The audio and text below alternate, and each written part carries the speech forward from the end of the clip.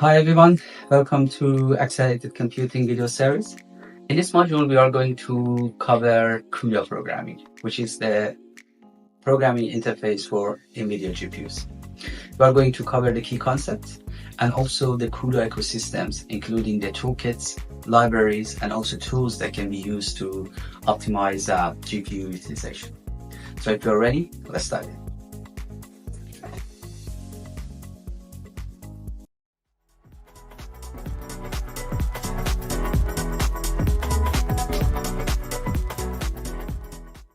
Alright, before diving into the GPU programming with CUDA, it's essential to understand the fundamental difference between CPU and GPU architecture and how they impact the performance, especially in tasks like neural network training, which is the foundation for machine learning and artificial intelligence. So multi-core CPUs are more like a expert generalist, which are capable of handling sophisticated and varied tasks independently. So they excel in scenarios like complex decision making, task scheduling, and data preparation. So as an example, in a training of a neural network, a CPU might handle data loading, augmentation, and doing algorithmic decision efficiently. On the other side, GPUs are massively power processors. You can think of them as thousands of workers performing the same task simultaneously, but on different pieces of data. So they excel in tasks like pixel transformation in video processing, matrix operation in machine learning. So these parallelism allow GPU to process enormous amount of data much faster compared to CPU for computationally intensive tasks. In terms of latency and throughput, CPUs are usually optimized for low latency, where actually we need a quick response to individual tasks, while GPUs are optimized for high throughput, so they can process vast amounts of data simultaneously. So the CUDA that we are going to cover in this module is the framework developed by NVIDIA that can help to just leverage the full potential of both CPU and also GPU. So there are primarily two types of parallelism: data parallelism and task parallelism. So data parallelism involves applying the same operation to multiple data elements simultaneously. So GPUs usually use a SIMD, which is single instruction multiple data execution model, where all the threads in a same block execute the same instruction at the same time on different data. This makes data parallelism an ideal match for GPU architecture. On the other side, task parallelism involves performing different tasks independently, either on the same dataset or on a separate dataset. So CPUs and multi-core systems are better suited for these types of parallelism, as they allow threads to execute different instructions simultaneously. So if you want to write any sort of code for like a device and hardware that include GPU, so it's best to structure the code for data parallelism to run on GPUs, and then task parallelism kind of activities to run on the CPUs. And that brings us to this programming model, which is leveraged by CUDA. So we got heterogeneous programming model which CUDA leverage, which means that the CPU and GPUs need to collaborate to handle tasks. So each play a distinct role to maximize efficiency, performance, and utilization.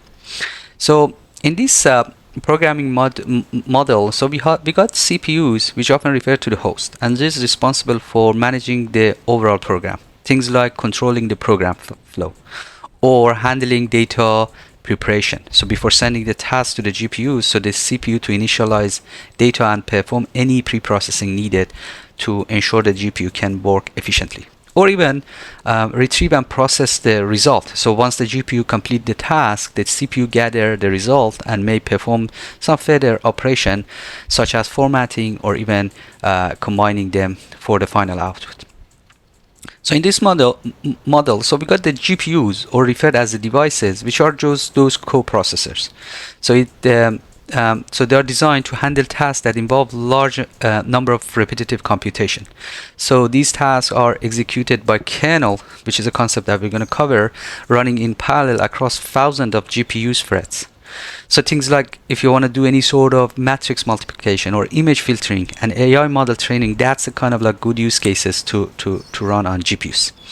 So these division of labors allow the CPU to focus on managing the bigger picture while the GPU handle the heavy lifting. So it's more like a kind of the CPU act as a project manager to delegate tasks to the team, and then we have these highly efficient workers as GPUs that can help to make these computation and also resource utilization in a better way. So CUDA leverage this model, and that's actually how it helps to better and efficiently run any sort of computation intensive workload. Now let's talk about the CUDA. So the CUDA ecosystem provides a comprehensive set of tools to harness the power of NVIDIA GPU for high performance computing. So we got this CUDA toolkit as part of this ecosystem, so which is the foundation of this ecosystem. It includes things like the compiler, like we got MVCC, which convert this high-level CUDA code into machine code that GPUs can execute. It also provides essential runtime tool for managing resources during execution. So you can think of this as all-in-one software development kit, especially it's designed for GPU computation. Also, as part of this ecosystem, we got the libraries. So CUDA comes with some optimized libraries that significantly can speed up the common task. So we got the libraries like cuBLAS or cuFFTT, so which we are going to cover in this module. Also, CUDA comes with profiling and debugging tools. So debugging GPU application can be complex, but CUDA provide tools like Insight to make this easier. So these types of tools can help developer identify performance bottlenecks and also even error in GPU's code.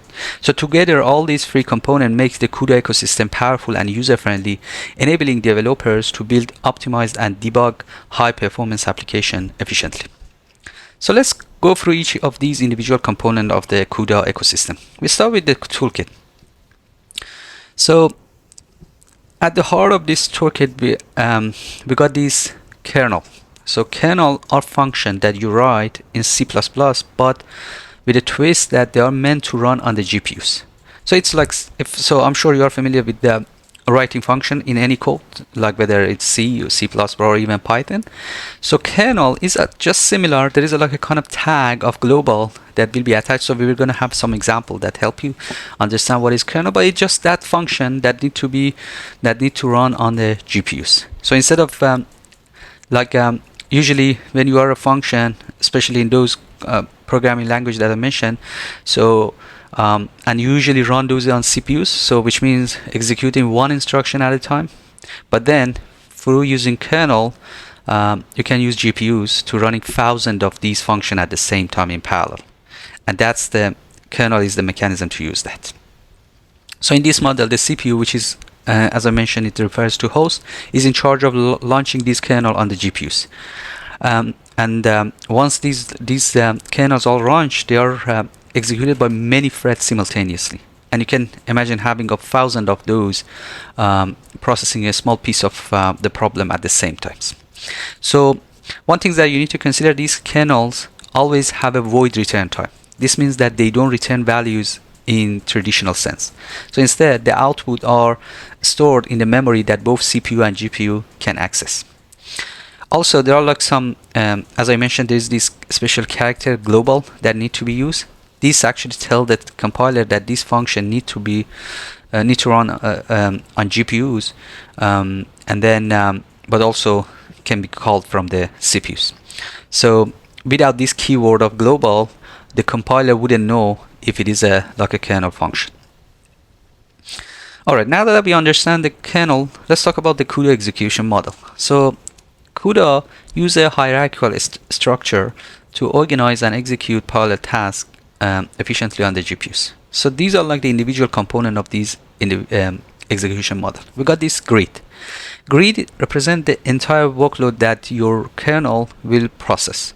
You can think of this as the highest level container for all of the threads working on your problem. For example, if you are performing a large matrix multiplication, the grid encompasses all the computation required for every element of the result. Then we got this block. Within agreed there are small units called block. So each block is a 3D array of threads, meaning you can arrange the thread in 1D, 2D, or 3D, depending on the problem. So within those blocks, we have the threads, which can share data using the shared memory, and also these threads are very fast and allow for a cooperation between all these threads. Then also there is another layer that we got in the CUDA execution model, which is we call it thread block cluster. Thread block cluster are the advanced feature that groups several thread blocks together. So this cluster can improve the performance for a specific workload by enabling better data locality and also inter-block cooperation. All right, so the same hierarchy we have also in the memory part, so which is like very important to understand and choose the proper memory space for achieving optimal performance in CUDA programming. So these are like the key types of memory that we have. So we got at the higher level, we have these devices memory. So we have host memory, which is like the CPU's main memory, and this is actually where data typically originated before being transferred to the GPU. And also we have device memory, which is the GPU's onboard memory, or VRAM. And all CUDA memory space reside in this device memory. And managing those efficiently is the key. Then in the lower layer, we have the things like global memory, which is the largest memory space on the GPU, but also is the slowest one. So this memory is accessible by all the threads in all the blocks. And then it's very best suited using this global memory for storing large data sets shared across the thread. Then we have this constant memory, which is just a read-only memory space cached on the GPUs. And it's just optimized for data that remains constant during kernel execution, things like the fixed coefficient in calculation. Also, we have some other types of memory like texture, and which is just the read-only memory space optimized for a special locality. And it's usually these types of memory is good for image processing tasks. Also, we have this shared memory, which is located on chip within each streaming multiprocessor SM, and it actually just much faster compared to the global memory, and it's accessible only by threads within the same block, making it ideal for data sharing and collaboration among the threads. Also, there is like a limited size, 48 kilobyte per block. And then, as I mentioned, it's just good for intermediate calculation. Things like, but let's say if you are doing any sort of matrix multiplication, there are some intermediate calculation, and you can just store those in those types of memory. Also, we have this local memory, which is a private memory space for each thread, and it resides in a global memory. So it's a slow, but then it actually just for each thread there is such a private memory that can be accessed. And it's just good for temporary thread-specific data that doesn't need to be shared. So if there is as I mentioned, like for shared memory, there is like some limitation in the space. So for those whenever we have a data that need to be used by a specific thread, then the other option is local memory. But as I said, it's slow. The next component of the toolkit is the CUDA's compiler, which is MVCC, which is a powerful tool that simplifies the process of preparing CUDA code for execution on a GPU. So let's just talk about some of these individual components of it. So CUDA programs are unique because they include code for both the CPU and also the GPU. So the MVCC compiler handles this complexity by separating these two codes during the compilation process. So we have the host code, which are just regular C++ code that run on the CPUs, and also the device code, which is the CUDA specific code, or those kernels that we mentioned before that runs on the GPUs. So MVCC compiles the GPU code into PTX, or parallel thread execution, which is an intermediate representation, and just more like a kind of machine specific binary code. So, and then it actually links the host and device code into a single execution file that can be used to run on the CPUs and GPUs. Also, there's like some flexibility in terms of like the options. So when you are trying to compile the code. So you can easily just specify the target GPU architecture. So if you have like a specific GPU family that you want to use, you can easily just compile it for that specific architecture, which means you can just optimize for performance further. Also, you can just define the output file name or even like the compilation mode, which is you can decide to just use the debug mode for development or release mode for optimized performance. And also one specific things option that is there is just a compilation type. So there are like two compilation types. So we have the offline one, which is allow you to compile your code and link the pieces together later. So it's just great for use cases that more like a kind of for modular development where different part of the program are developed independently. There is also just-in-time or JIT compilation, which is in some cases PTX code is compiled into machine code at runtime. So this provides more flexibility, especially when the target you are targeting a variety of different GPUs architecture.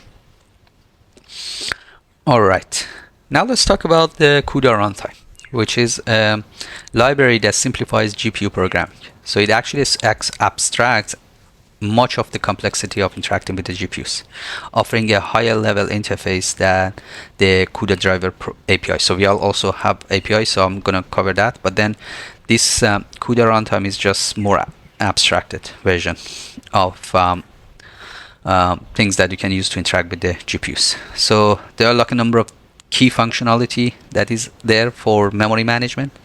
So you can use these CUDA runtime functions to manage the memory. So things like CUDA malloc, which can be used to just allocate the memory on the GPU, or CUDA mem cpi, which is when you are after you allocate the memory, you need to transfer data between the CPU and the GPU. So these functions actually help, and also even like some function that can help you to just manage the shared memory, and that can help you to just allocate or even declare shared memory using those.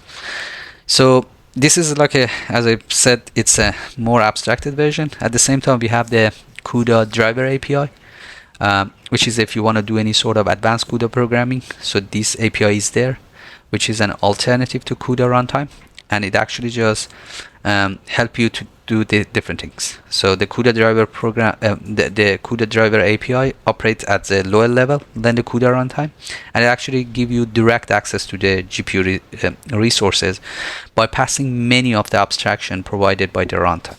So this means you have more flexibility, but at the same time it comes at the cost of added complexity. So there are like different finer control that you have. So you can manage GPU context manually. So unlike the runtime, which automatically handle context creation and management, the driver API gives you explicit control over those details. You can also load and execute kernel dynamically. So you can load, compile PTX code at runtime, offering flexibility for applications that need to adapt to different GPUs or workload. You can also have more control on memory allocation. You have more control on memory allocation and transfer, which means while the runtime simplifies those processes, the driver API lets you fine-tune the memory management for maximum performance. But as I mentioned, there is like this added complexity there. So these the API requires writing more code and also understanding the GPU architecture in greater details. So using CUDA driver API is best suited for developers who needs maximum performance and optimization, and also they need a detailed control over GPU resources for specialized application. So if you want to like compare these two, so CUDA runtime ideal for most application, it's because it's simple, but then driver API provide additional control needed for fine-tuning and high performing. If you want to make those GPU program more better performance, then you need to use the driver API.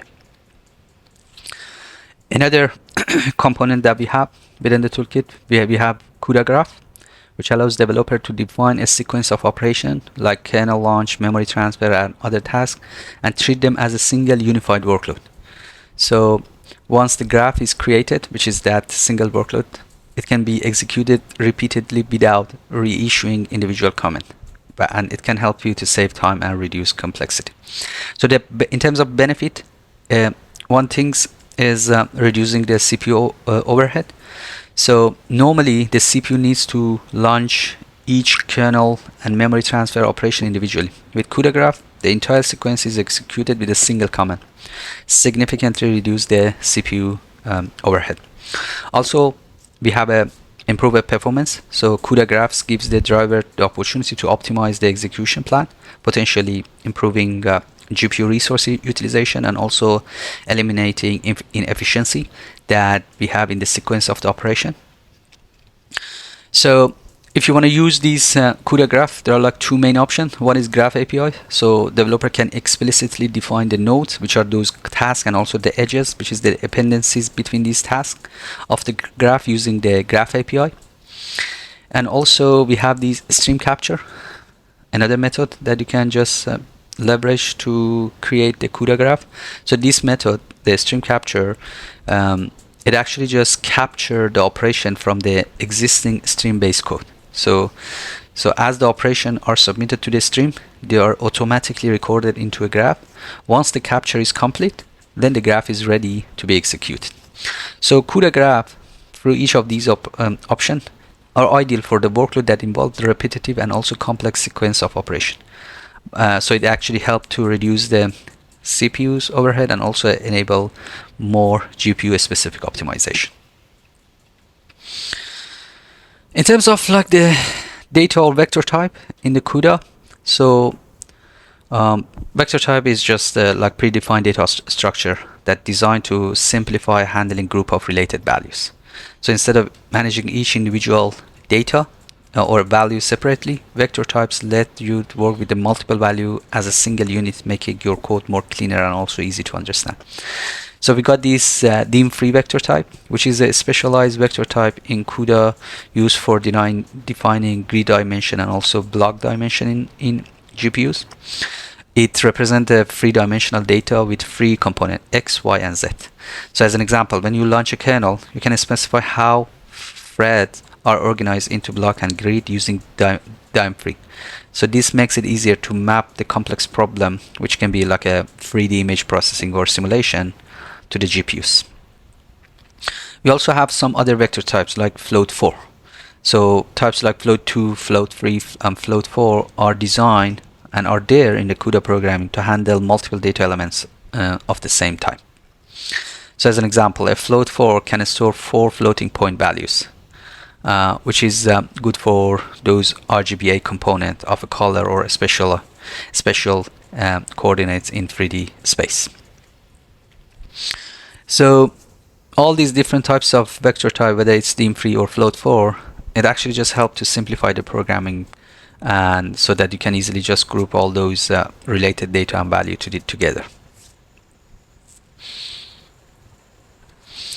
In terms of variable, CUDA kernels, as we mentioned before, are going to run on thousands of threads, and understanding how to identify and organize this thread is very crucial for efficient parallel programming. So CUDA provides this specific built-in variable as well to help you have a better control on those. So we got like built-in variable like grid dim, which is describe the dimension of the grid, which is the highest level of the thread organization in CUDA. So let's say if grid dim is usually like a dim-free type, right? So it has X, Y, and Z component representing the number of blocks in each dimension of the grid. So let's say if you have a 2D grid with 10 blocks in the X direction and 5 blocks in the Y direction, so then this built-in variable griddim.x is 10, and then griddim.y is 5. So we've got like kind of like similar things for block index or block IDX, which is another variable which gives the index of the current thread block within the grid. We have also the block dim, which is the hold the dimension of each thread block. So it tells you how many threads are in a specific block. So let's say if a thread block be configured as 16 by 16 grid of thread. So in this case, block dim.x is 16, and then block dim.y is 16.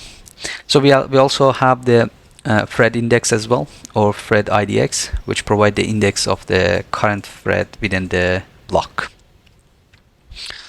Alright, so these variables are essential for dividing work among the threads. So they can help you to just assign a specific data or task to each specific thread, ensuring that your CUDA program efficiently utilize the GPU parallel processing capability. So you need to just be familiar with these built-in variables, so to have a better control of your program.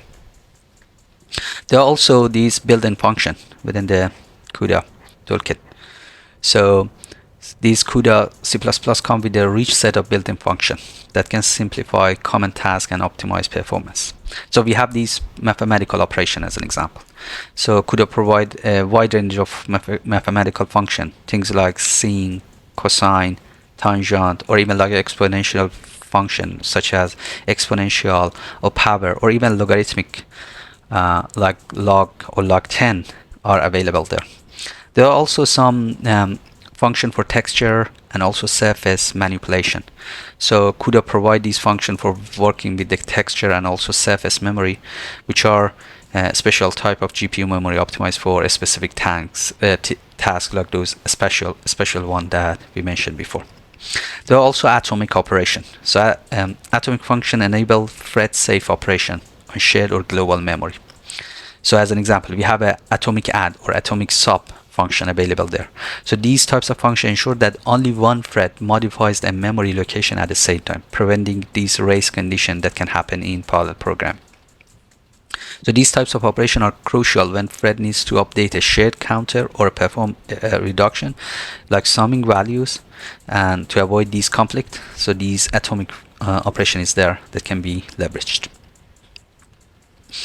Another key concept and component of this toolkit also is this dynamic parallelism, which is a powerful feature in CUDA that takes a GPU programming actually to the next level. So to better understand this, so usually the CPU, which is usually are referred as host in this programming model, is responsible for launching kernel on the GPUs. With dynamic parallelism, a kernel running on the GPU can also launch and synchronize other kernel directly. This means that GPU can also make decisions and create new tasks during execution without involving the CPUs.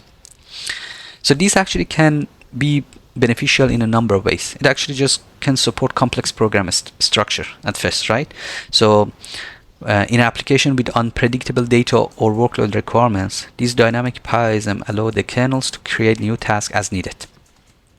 So as an example, in a simulation, some region of data might require more processing than others. So dynamic parallelism lets the GPU adjust and handle those types of variation efficiently. Also, it can help to reduce the CPU overhead. So without these, the CPU would need to manage and launch all these individual kernel, but then this back and forth communication can make the application slow. But then when letting the GPU launch the kernel, we eliminate these bottlenecks and improve the performance. And also, we can adapt dynamically, right? So kernel can respond to the current state of the computation and split the workload further, leading to better resource utilization and scalability. All right. Now that we cover the key component and the toolkits within the CUDA ecosystem, let's talk about some of the key libraries. So the very first one is cuBLAS, which is a critical tool for anyone who are working with linear algebra operation on large datasets. So this library, which is GPU based, specialized in these types of linear operation. So if you want to take advantage of the GPU parallel processing power to perform complex operation, you can leverage this library. And then it's actually like a good library that can be leveraged for things like multiplication, right? So this is like a kind of very common types of tasks that we see in a lot of use cases, and then this library can be leveraged, or vector operation, or even like matrix factorization. So these routines in this library actually just are fine-tuned to leverage the full power of the GPUs. So there are a number of benefits leveraging those. So the very first one is the performance improvement. So these libraries are optimized for performance on GPUs, so better to leverage. And also especially if you're working on an application like AI training, this library can handle the heavy lifting efficiently, saving both time and also computational resources. The next library is cuDNN, which is a cornerstone of deep learning on NVIDIA GPUs and enable fast and efficient training and inference of neural networks. So key feature of this library, so it actually just provides highly optimized implementation of convolutional operation, which are usually critical for tasks like image recognition and object detection. It actually also have pooling, which handle operation like max pooling and average pooling, which if you are familiar with the neural network training, these types of operation usually use it a lot in those. Also activation function, so it actually just you can just have like ReLU, sigmoid, and tangent hyperbolic of those types of activation function available there.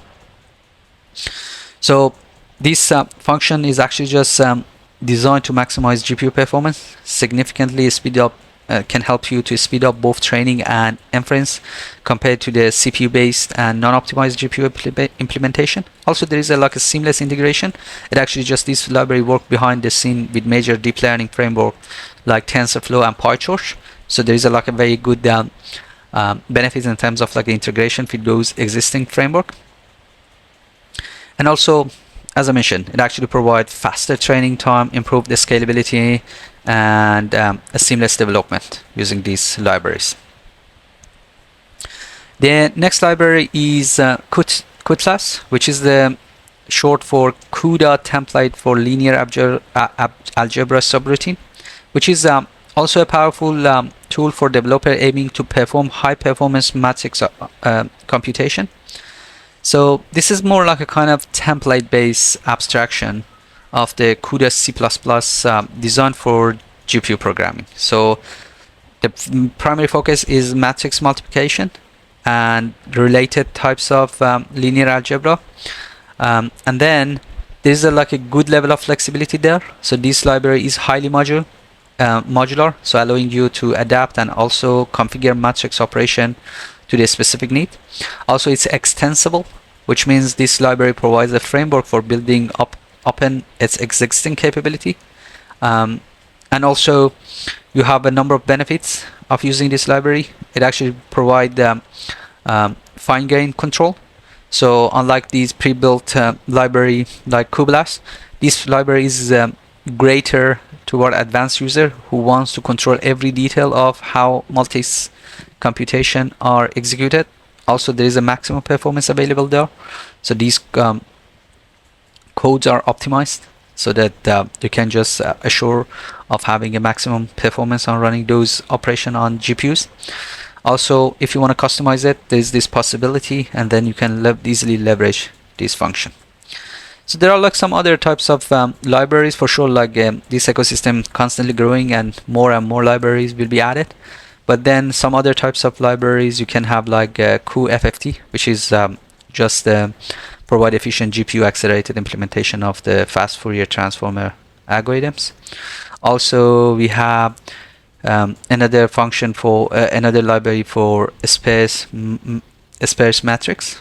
So cuSparse, which is which focus on operation involve sparse matrices, right?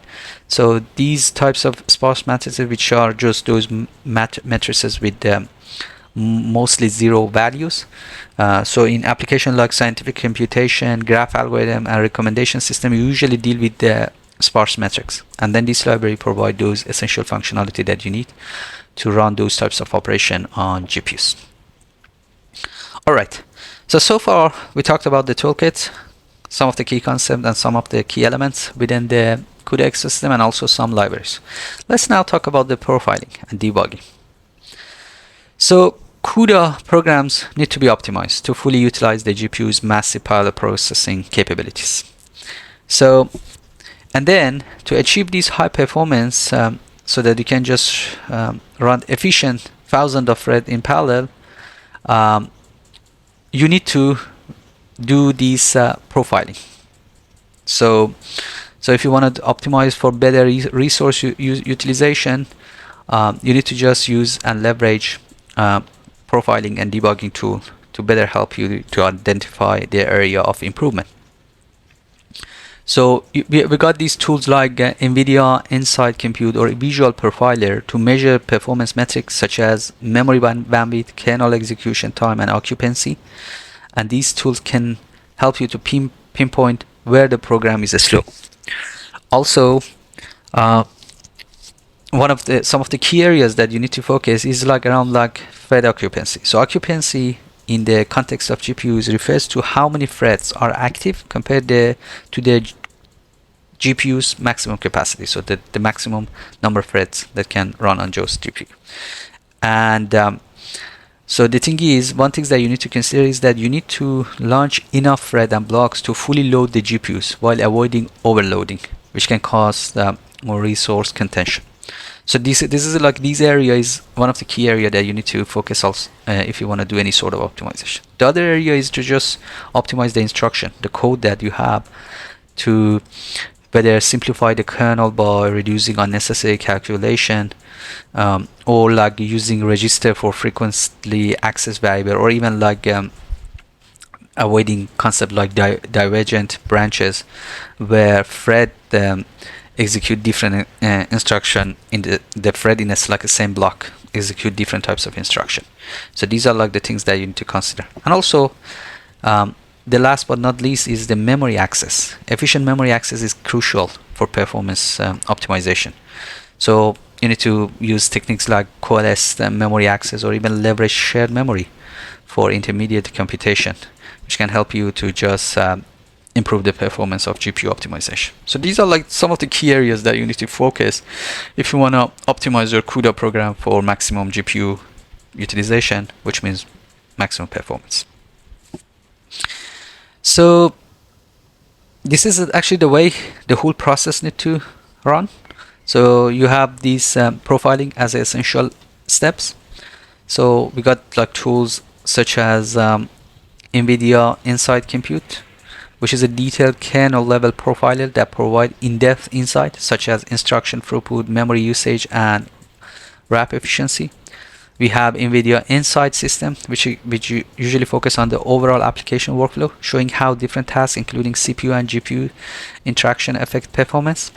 We also have Command Line Profiler available, MB Pro, which is a simple command line tool that is great for quick profiling and collecting basic performance metrics such as kernel execution time and memory transfer. So you usually use these tools to identify any bottleneck, which is the next step. So you analyze things like kernel execution time to see how that kernel is operating, or you monitor the memory bandwidth and utilization. So you check if your program is using memory efficiently, and then going through these options can help you to identify the bottleneck. So firstly profiling, then identifying the bottleneck, and then you start to address those bottlenecks. So you focus of optimizing those slow kernel. So through the execution time, you identify which kernel are slow. So you need to just firstly focus on those and rewriting or optimizing those slow kernel, or even simplify the algorithms or reducing the number of redundant calculation.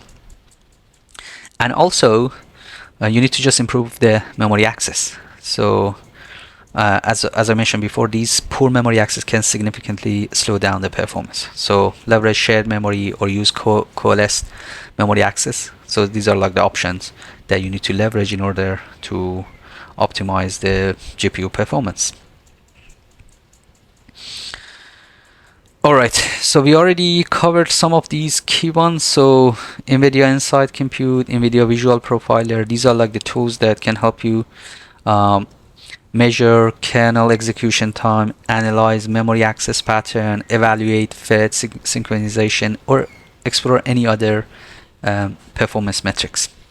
And then, as I mentioned, when you are leveraging these tools, it can help you to identify bottleneck and then start to optimize for efficiency. Beside those profiling tool, we have also debugging tools, and usually debugging CUDA program can be tricky, but then we have these CUDA-GDB, which is a powerful tool that can help developer to debug CUDA codes. So things like there are like a number of different debugging techniques available. So you can easily just analyze memory access pattern. So for any sort of memory violation, you can easily use and leverage this tool to identify those violations. It can help you to resolve race condition. So it just condition occurs when multiple threads try to read or write to the same memory location simultaneously. That's what we mean by saying race condition. And then these tools can help you to just resolve those types of issues. Also, it can help you to troubleshoot the kernel launch failure. So if the kernel is not launching for any reason, this tool can help you to just identify those types of issues.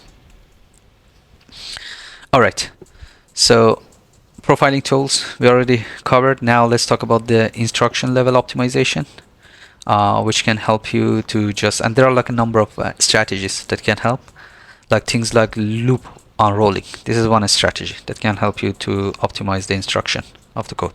So instead of iterating through a loop at runtime, the compiler generates multiple copies of the loop body to execute in sequence. So this actually can help to reduce the overhead of loop control, like managing counter and condition, and also enable better instruction level parallelism. Or there are some intrinsic functions that are low level operation that map directly to GPU hardware instruction. So you can leverage those types of intrinsic function available. So let's say if you wanna use sign operation, there is this intrinsic underscore sign f x available, or even underscore exponential f available there that you can leverage, which are usually more optimized and provide a better performance. So also occupancy, as I mentioned, is a critical metrics in CUDA programming, which represent the ratio of the active thread to the maximum possible thread on a GPUs. And then higher occupancy leads to better performance by keeping the GPUs busy. And there are like a number of factors that affect this occupancy.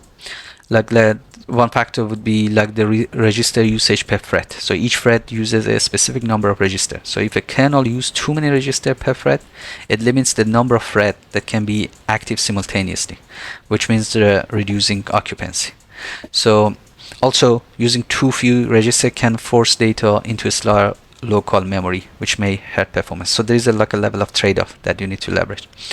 Also, the shared memory allocation per block can also impact occupancy. Shared memory can affect how many blocks can run concurrently. So if your kernel uses excessive shared memory, fewer blocks can fit on the GPU. So there is another trade-off here as well. So and then there are like some strategies to balance occupancy and also resource usage. So you can as an example, you can reduce register usage by using compiler flag like .maxreg count to limit the register usage. There is like a flag that you can leverage to limit the number of register used. Or if you want to do any sort of optimization of shared memory, and just you need to just think of using data, using this shared memory just for data that is accessed frequently and collaboratively by thread. So there is such a balance needs to be there to ensure that the GPU has enough active thread to high memory latency and also achieve maximum throughput. So that's one thing that that need to be considered. In terms of memory, as I mentioned, managing those different types of memory. So we talked about the hierarchy of memory that we have in CUDA. So, and identifying where you should use each of those is very important.